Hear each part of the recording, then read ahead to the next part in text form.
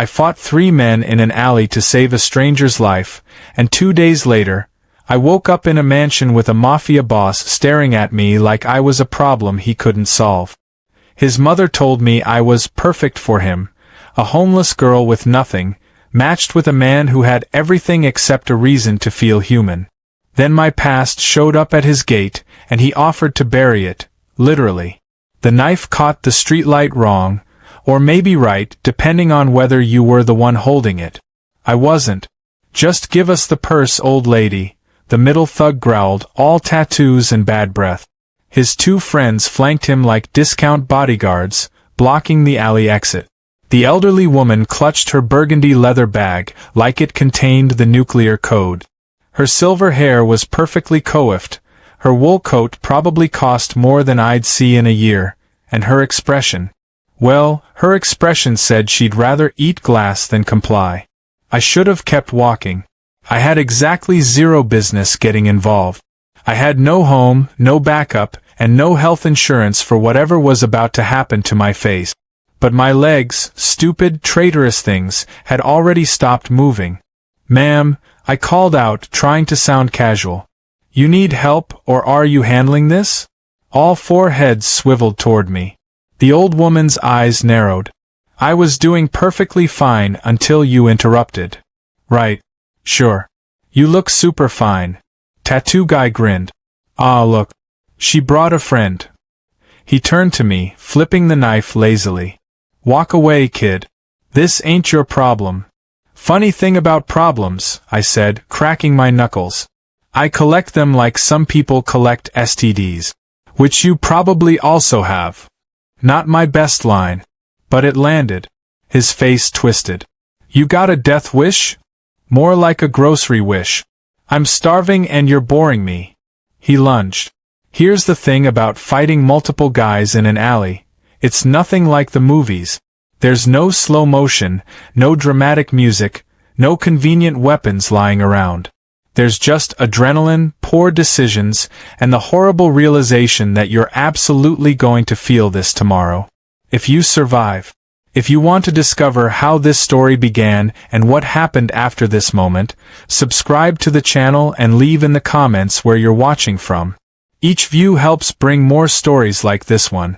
I ducked under his first swing, drove my elbow into his ribs, and immediately got clocked in the jaw by thug number 2. Pain exploded across my face. I tasted copper. "Terrible footwork," the old woman shouted from behind them. "You're too flat-footed." Was she critiquing me? I barely dodged another knife slash, grabbed Thug 2's wrist, and twisted hard. He yelped. The blade clattered to the ground. Kicked it away and threw a wild punch that connected with something soft. Probably a stomach. Thug 3 grabbed me from behind, arms locking around my chest.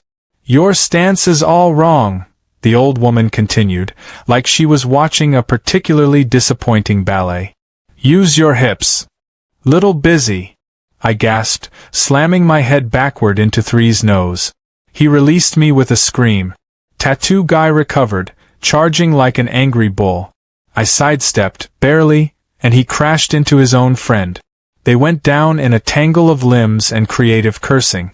I stood there, panting, bleeding from my lip, ribs screaming. "Well," I wheezed at the old woman. "You gonna run, or you want to wait for round 2? She stepped over the groaning thugs delicately, like they were puddles. "Run? At my age? Undignified." She looked me up and down with sharp, dark eyes that missed nothing. "You fight like an angry cat. All claws, no strategy." "Yeah, well, the angry cat won." "Barely," she sniffed. "If that one had any real training," she pointed at Tattoo Guy with her purse, "you'd be bleeding out right now." I blinked. "You're welcome, by the way." "I didn't say thank you." "I noticed." She tilted her head, a small smile playing at her lips. It wasn't warm exactly. More like amused. Like I was a stray dog who'd done a trick. "What's your name, child?" "Rena." I wiped blood from my mouth. "And I'm not a child. Everyone's a child to me.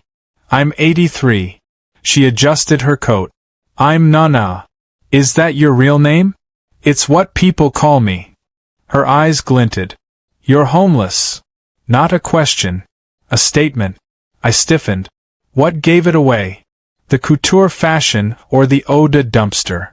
The desperation in your eyes. She said it without pity, just observation. And the fact that you risked your life for a stranger. Only the desperate or the foolish do that. You don't seem foolish. Behind us, the thugs were starting to stir. We should probably go, I muttered. Probably. She didn't move. When did you last eat? My stomach chose that moment to growl loud enough to echo off the alley walls. Nana's smile widened. Come. I owe you dinner. You don't owe me anything. I know. But you'll come anyway. She started walking toward the street, heels clicking with absolute confidence. Because you're starving, and because you're curious about me. Damn it. She was right on both counts. I followed her out of the alley, glancing back once at the groaning thugs. They'd live. Probably tell the story for years about getting their asses kicked by a homeless girl and a grandma. Worth it. Nana led me 3 blocks to a restaurant that had actual cloth napkins. The kind of place where the host looked at my ripped jeans and stained jacket like I was a health code violation. Signora Ferraro. He rushed forward, kissing Nana's hand. Your usual table? Please, Carlo. And bring enough food for 2. The child is hungry. Carlo's eyes flicked to me with barely concealed horror, but he nodded. Of course, Signora. We sat. I felt like a feral animal in a museum. So, Nana said, studying me across the candlelight. Tell me about yourself, Rena. Not much to tell. Liar. She smiled. How old are you? 22. Family? None that matter. How long on the streets? 2 years. Why? I met her eyes. Why do you care? Because, she said simply, you're interesting. And I'm old and bored. Humor me. The food arrived, pasta, bread, soup, more food than I'd seen in days. I tried not to inhale it like a vacuum, but Nana watched with that same amused expression. You have fire, she said after a while. But no direction. Just survival. Survival's enough. Is it? She dabbed her mouth with her napkin. What if I told you there was more available to you? I'd say there's always a catch. Smart girl. She leaned back. My son would like you. I choked on my water. Excuse me. You heard me. Her eyes sparkled with mischief. He's very handsome. Successful. A little emotionally closed off, but nothing a good woman couldn't fix. Are you trying to set me up right now? Why not? You saved my life. Least I can do is introduce you to a decent man. I'm homeless. Details. She waved a hand dismissively. He needs someone who isn't afraid of him. Someone real. She pointed her fork at me. You're real. Before I could respond, a black SUV pulled up outside. Sleek. Expensive. Tinted windows. Nana stood, gathering her purse. That's my ride. Wait, what about? She placed a hand on my shoulder. Warm. Surprisingly strong. You'll see me again, Rena. Sooner than you think. Her smile turned knowing. And maybe you'll meet my son. Wouldn't that be interesting?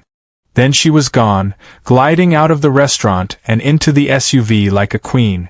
I sat there, surrounded by empty plates and the strangest sense that my life had just taken a very weird turn. 2 days passed. 2 days of me replaying that bizarre dinner in my head while huddled in my usual spot behind the laundromat, where the vents kept things almost warm. 2 days of telling myself to forget about the weird old lady and her even weirder matchmaking schemes. Then the SUV found me. I was digging through a dumpster behind a bakery. Thursday mornings they tossed the previous day's bread, when I heard the engine. Smooth. Expensive. The kind of purr that said, I cost more than your life.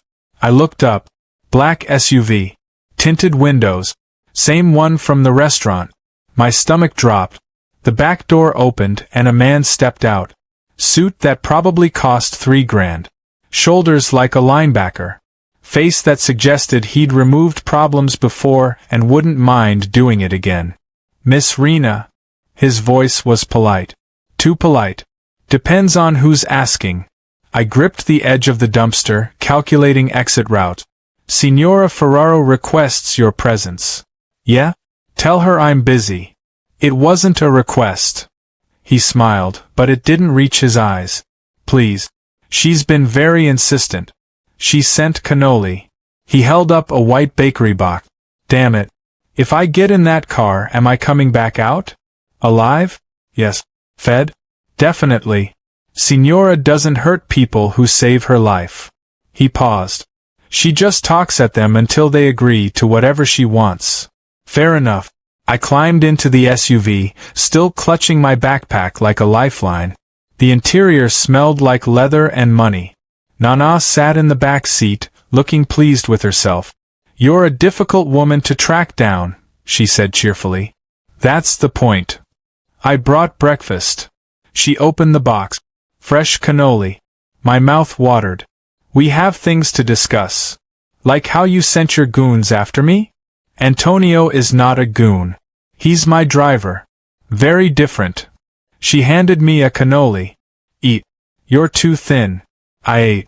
I had standards, but they disappeared around fresh pastry. "I've been thinking about you," Nana continued, watching me like a hawk. "You intrigue me, Rena. A girl with your spirit, your courage, wasted on the street. It's offensive. Life's offensive. I'm managing. Are you?" She leaned forward. "Tell me. What do you want? Really want? Not survival. Not your next meal. What does your heart want?" The question hit harder than I expected. Nobody had asked me that in years. "I don't know," I said quietly. "Liar." Her voice was soft but firm. "You know. You're just afraid to say it." I stared at the half-eaten cannoli. "I want to matter. To someone. To not be invisible." Silence. Then Nana smiled, warm, genuine, almost sad. "Then let me tell you about my son, Luka." "Luka Volkov," Nana said, settling back into her seat like she was about to tell a bedtime story. 35. Runs the family business. Very successful. Very serious. Too serious. I swallowed. Volkov. As in, the Volkov family. Even on the streets, you heard the name. Whispered in alleys. Spoken with respect or fear, depending on who owed what to whom. "You've heard of us. Good." Nana didn't seem bothered. "Then you know we're not people who waste time on trivial matters." "Is that supposed to make me feel better?" "It's supposed to make you understand that when I say you're important, I mean it." She leaned forward. "My son is brilliant. Powerful. But he's forgotten how to be human. He needs someone who won't bow and scrape. Someone real." "And you think that's me?" "A homeless girl who fights like an angry cat. Especially you." Her eyes twinkled. "You'll meet him today." "I what?" "No. Absolutely not. Too late. We're already here." The SUV rolled through iron gates that looked like they could stop a tank. The mansion beyond made every building I'd ever slept behind look like a cardboard box. My heart hammered. "I can't meet a mafia boss looking like this. You look like someone who fought for my life." "That's enough." Nana patted my hand. "Besides, he's seen worse." Antonio opened the door. I stepped out onto gravel that crunched like broken glass under my worn sneakers. The mansion loomed, all stone and windows and the kind of wealth that made you feel small. Inside was worse. Marble floors, chandeliers, oil paintings of stern-faced people who probably had people killed before breakfast. "Wait here," Nana said, disappearing down a hallway. I stood in the foyer like a stain on expensive carpet. Then I heard footsteps. Steady. Confident. The kind that said whoever was coming didn't ask permission for anything. He appeared at the top of the staircase. Tall. Dark hair that looked professionally styled even though he'd probably just woken up. Sharp jaw. Eyes like frozen smoke, gray and unreadable. A suit that fit him like a threat. Luka Volkov looked at me the way you'd look at a puzzle you hadn't decided whether to solve or throw away. You're the girl. His voice was deep, measured, completely without warmth. You're the sun. I crossed my arms, refusing to be intimidated. Nice house. Compensating for something? His expression didn't change, but I saw something flicker in his eyes. Surprise, maybe. You saved my mother's life. She's already thanked me. With pasta. And cannoli. We're square. We're not. He descended the stairs slowly, each step deliberate. Name your price. I don't want your money. Everyone wants money. Not everyone. I met his gaze. Some of us just want to be left alone. He stopped 3 feet away, studying me with unsettling intensity. My mother says you're special. Your mother's trying to set us up. She told me at dinner. I know. She's not subtle. His mouth almost quirked. She's also never wrong about people. Behind him, Nana appeared, looking extraordinarily pleased with herself. Luka, darling, doesn't she have beautiful eyes? Mama. And such spirit. Did you know she fought 3 men? Mama. With terrible technique, but still. Mama. His voice held a warning, but I caught the affection underneath. Nana just smiled. I've decided. She'll stay with us. Just a few days. To recover from her injuries. I blinked. I didn't agree to. You have bruised ribs, she said matter-of-factly. I saw you wince when you breathed. And nowhere safe to sleep. So you'll stay. Luka, tell her she'll stay. Luka's jaw tightened. For a long moment, those gray eyes held mine. You'll stay, he said. It wasn't quite a command. Wasn't quite a request. And if I refuse? Then my mother will follow you to whatever corner you sleep in and guilt you until you agree anyway. He almost smiled. Trust me. It's easier to just surrender now. Nana beamed. See? He's already looking out for you. I looked between them, the elegant puppet master and her dangerous son, and realized I'd just walked into something far more complicated than a simple debt. Fine, I said. 3 days. Then I'm gone. Of course, dear, Nana said sweetly. But something in her smile said she had no intention of letting me leave. The bedroom they gave me was bigger than any place I'd ever lived. King-sized bed. Attached bathroom with a tub that could fit 3 people. Windows overlooking gardens that probably required a full-time staff. I stood in the doorway, afraid to touch anything. The clothes in the closet should fit, Nana said from behind me. I had them brought in this morning. This morning? You were that sure I'd stay. I'm always sure, dear. She patted my shoulder. Dinner is at 7. Luka will be there. Wear the blue dress. I'm not wearing a... But she was already gone, humming something that sounded suspiciously like a wedding march. I showered for 20 minutes, watching 2 years of street grime circle the drain. The water was hot. Unlimited. I could have cried. The blue dress fit perfectly. Which was suspicious. I found the dining room at 7. A table that could seat 20 set for 3. Luka was already there, looking unfairly good in a black shirt with the sleeves rolled up. He glanced up. His expression didn't change, but his eyes lingered half a second too long. You clean up well, he said. You say the sweetest things. I'm not known for sweetness. Shocking. Nana arrived like a tiny tornado of joy. Oh, wonderful. You both made it. Sit. Rena, you sit next to Luka. There are literally 15 other chairs. Next to Luka. Her voice was steel-wrapped in velvet. I sat. Our elbows almost touched. The air felt charged. Dinner was awkward and delicious. Nana asked pointed questions designed to make us talk to each other. Luka, did you know Rena's been surviving on the streets for 2 years? Isn't that impressive? Very resourceful, he said, not looking at me. And Rena, Luka built this entire empire from almost nothing after his father died. Isn't that admirable? Guess we're both good at surviving, I muttered. His eyes met mine. Something passed between us. Understanding, maybe. After dinner, Nana suddenly yawned. Oh my, I'm exhausted. Old age. You two should talk. Get to know each other. I'll just go to bed. Early. Very early. You'll have the whole evening. She disappeared before either of us could protest. Silence stretched between us. She's not subtle, Luca finally said. She told me you need someone who isn't afraid of you. I turned to face him. Is that true? He was quiet for a long moment. Everyone's afraid of me. It's safer that way. Safer for who? For them. His voice dropped. I'm not a good man, Rena. My mother sees what she wants to see. And what are you really? He stood, walking to the window. Someone who does bad things for good reasons. Someone who protects what's his, no matter the cost. He glanced back. You should be afraid of me. Should be.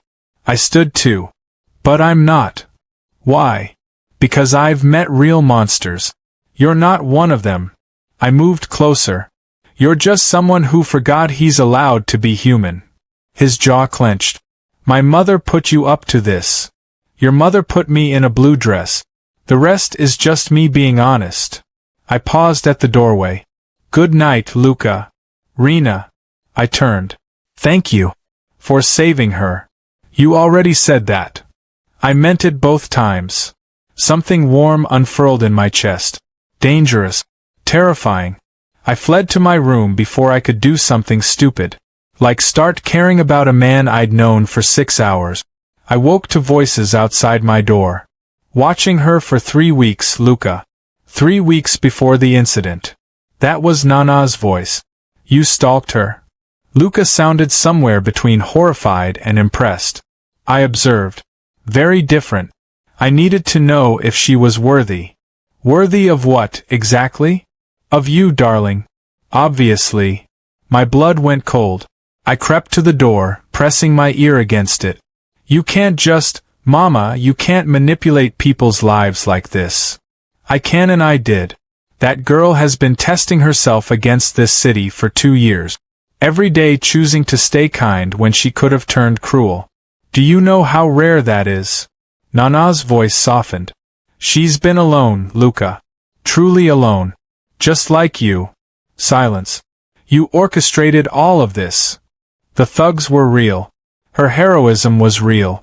Everything else. I could hear the smile in her voice. I simply provided opportunities. I stepped back from the door, heart hammering. She'd been watching me. Testing me.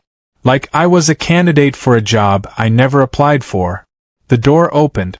Nana stood there, completely unrepentant. You heard. You stalked me. I researched you. There's a difference.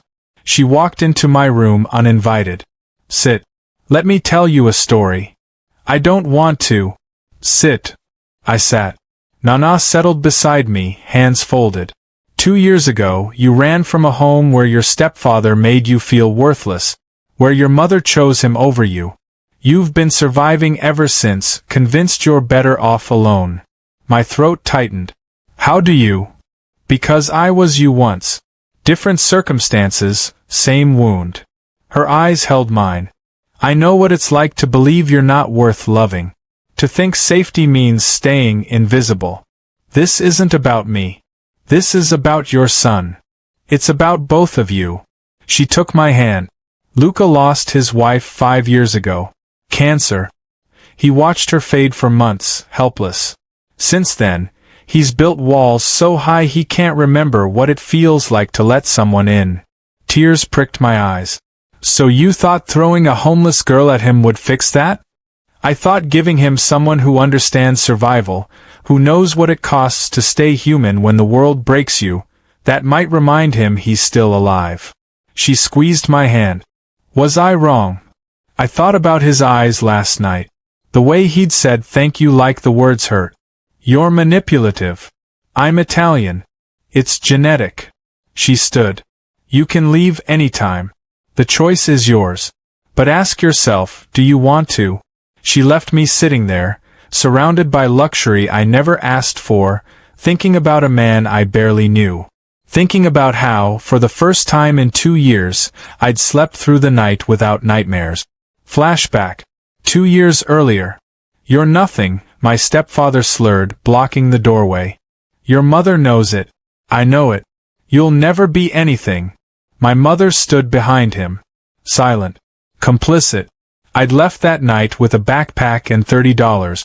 Never looked back. Until now. 3 days became 5. 5 became a week. I still hadn't left. Nana taught me to make pasta from scratch, her hands guiding mine through the dough. Luca watched from doorways, silent but present. Something was shifting. I felt it in the way he started joining us for breakfast. The way his eyes found mine across rooms. On the 8th night, I couldn't sleep. I found him in his study at 2 a.m., surrounded by papers, looking exhausted. You should sleep, I said from the doorway. He didn't look up. So should you. Insomnia's a bitch. Agreed. He set down his pen. Come in. I won't bite. I sat in the chair across from his desk. What are you working on? Legitimate business, if you're wondering. Import-export. Boring contracts. He rubbed his eyes. The other business handles itself. The illegal stuff. I prefer morally gray. His mouth quirked. Does it bother you? Should it? Most people would say yes. I'm not most people. I leaned forward. I've been invisible for 2 years, Luca. You know what I learned? The world isn't good guys and bad guys. It's just people trying to survive their damage. He was quiet for a long moment. You're very wise for 22. Trauma ages you. Doesn't it just? He stood, moving to the window. Can I ask you something? Sure. Why did you really save my mother? And don't say instinct. I considered lying. Decided against it. Because I saw myself. Alone. Surrounded. One bad moment from everything ending. I stood too. I saved her because nobody saved me.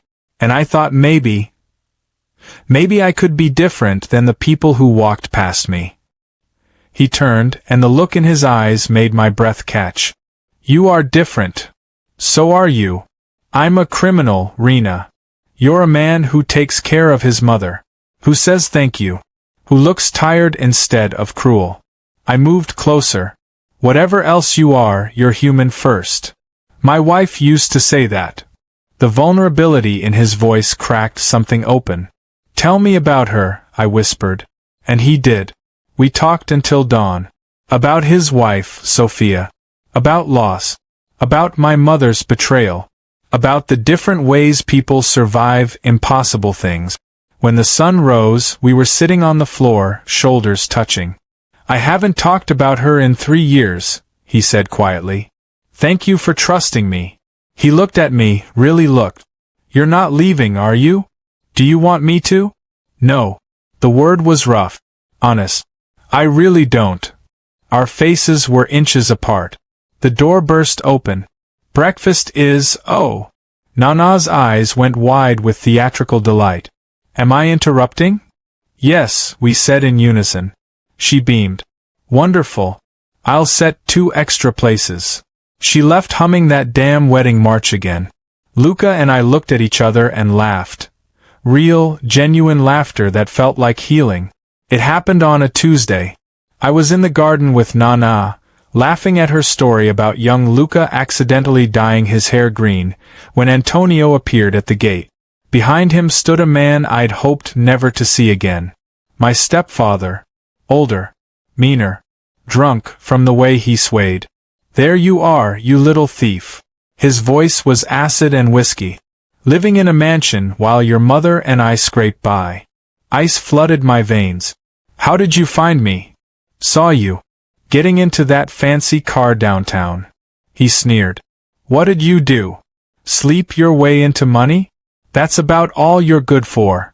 Nana stood, all 5 feet of her suddenly terrifying. You need to leave. Now. Who's this? Your pimp. I stepped in front of her. Go. Before I make you. He laughed. You ain't nothing. You're. Is there a problem? Luca's voice cut through the garden like a blade. He stood in the doorway, perfectly still, but everything about him radiated danger. 2 of his men flanked him. My stepfather's bravado faltered. "I'm just here for what's mine. She's not yours." Luca's voice dropped to something lethal. "She's under my protection. That makes you trespassing on my property, threatening my family." "Your family? This little whore?" Luca moved faster than I'd ever seen. One moment he was 10 feet away. The next, his hand was around my stepfather's throat, slamming him against the garden wall. "Say another word," Luca whispered, "and I'll bury you where no one will ever find you." "Luca, don't." I grabbed his arm. He didn't look at me. His eyes were cold, empty. The man I'd talked to until dawn was gone, replaced by something that made my blood run cold. "Please," I whispered. "Let him go. He hurt you. And if you kill him, you'll hurt me worse." That reached him. His hand opened. My stepfather collapsed, gasping. "Get him out of here," Luca told his men. "Make sure he understands what happens if he comes back." They dragged him away, still sputtering threats. Luca turned to me. "Are you?" "Don't." I stepped back. "Don't pretend that wasn't exactly who you are. I was protecting you. By threatening to murder someone? By becoming a monster. I am a monster, Rena. I've been trying to tell you that." His voice cracked. "This is what I do. This is who I am. Then I can't stay here." The words tore out of me. I ran from one violent man. I won't build a life with another. That's not fair. Isn't it? Tears burned my eyes. You're just like him. Just richer. Better dressed. I saw the words land. Saw them wound him. "If that's what you think of me," he said quietly, "then maybe you should go." Maybe I should. I turned and ran to my room, threw my few possessions into my backpack. Nana appeared in the doorway. "Rena, I'm sorry. I can't. I can't." Downstairs, I heard something shatter. Glass. Maybe Luca's control. I fled into the night, back to the streets, back to safety. Back to being alone. I lasted 3 days on the streets before everything fell apart. 3 days of sleeping in alleys, jumping at shadows, replaying that moment in the garden over and over. You're just like him. I'd been cruel. I knew it. But I'd also been terrified. On the 4th morning, I woke to sirens. Antonio stood over me, his face grave. "You need to come. Now." "I'm not going back." "It's Nana." She collapsed. "She's asking for you." The world tilted. The hospital was sterile and too bright. Luca sat outside Nana's room, head in his hands. He looked like he hadn't slept in days. "She had a stroke," he said without looking up. "The stress. The argument. The doctors say she's stable but—" His voice broke. "She keeps asking for you. Luca. Go. She needs you more than she needs me right now." I pushed open the door. Nana looked tiny in the hospital bed, 4 lines running from her arms. But her eyes were sharp when they found mine. "You came back." "Of course I did." I took her hand, careful of the tubes. "I'm so sorry. This is my fault." "Hush. This old heart has survived worse than one argument." She squeezed my fingers. "But we need to talk. About my son." "Nana, you should rest." "I'll rest when I'm dead." "Listen." Her grip tightened. "Luca has spent 5 years building walls. Being the strong one. The dangerous one. He's forgotten that strength and violence aren't the same thing. He threatened to kill someone. To protect you. Badly. Clumsily. Like a man who's forgotten how to love without destroying." She pulled me closer. "Do you know why I chose you? Really? To fix him. To show him he doesn't need fixing. He needs accepting." Her eyes glistened. "You're both so broken, so convinced you're unlovable. But you saw each other anyway. Really saw each other. I called him a monster. And you were wrong. You know that." She touched my face. "He's outside that door, terrified I'm dying, terrified you'll never forgive him. Go talk to him. What do I say? The truth. That you were scared.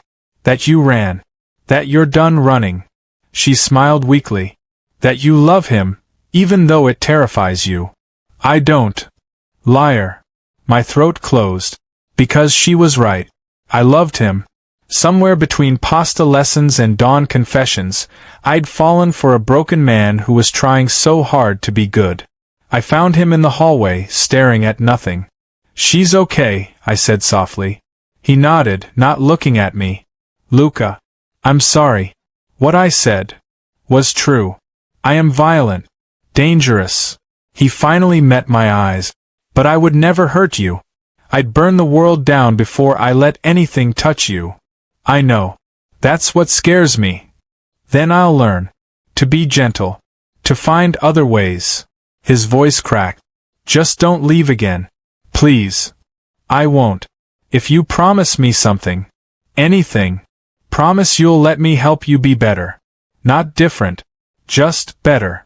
He pulled me into his arms, and I felt him shake. I promise. Nana recovered slowly, but she recovered. And she was insufferably smug about it. I told you, she said from her hospital bed. My feelings are never wrong. Luca rolled his eyes, but he was smiling. Actually smiling. My stepfather was arrested 2 weeks later. Outstanding warrants. Luca's lawyers provided evidence, filed restraining orders, made sure he'd never find me again. But Luca never told me the details. Never bragged. Just said, it's handled. Legally. That meant everything. 3 months after that terrible day in the garden, I stood in Nana's kitchen, flour in my hair, laughing as she critiqued my pasta technique. Still too thick. You're making noodles, not rope. I'm trying.